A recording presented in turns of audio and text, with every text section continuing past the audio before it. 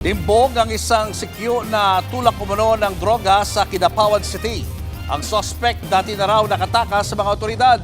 Aniya sa frontline sa balita si Bril Montalvo ng News 5 Mindanao. Makikita sa video na ito ang pagdating ng riding in tandem sa tabi ng isang nakahintong rider.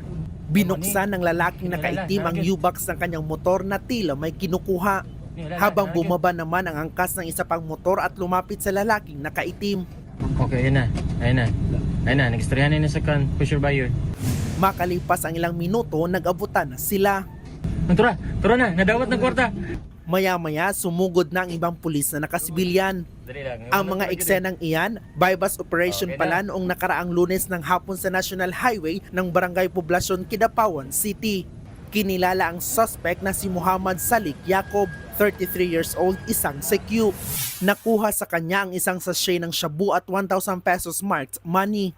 Matagal na natin siya minamanmanan kasi yung subject person na ito is isa din ito sa drug personality na subject dito sa Kidapawan City. Ito na ang ikalawang bypass operation sa suspect. Ang una ay natakasan ito nang malamang mga pulis ang kanyang katransaksyon. Galing umano ng Maguindanao ang mga supply ng suspect at binibenta niya sa kanyang mga parokyano sa lugar.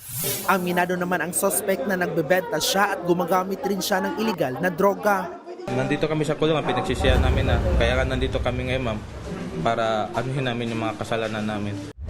Nakakulong na ang suspect at nasampahan na rin ang reklamong paglabag sa Comprehensive Dangerous Drugs Act of 2002.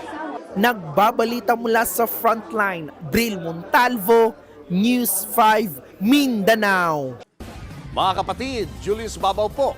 Para sa komprehensibo at makabuluhang balitaan at talakayan, mag-follow at mag-subscribe na sa social media pages ng News 5.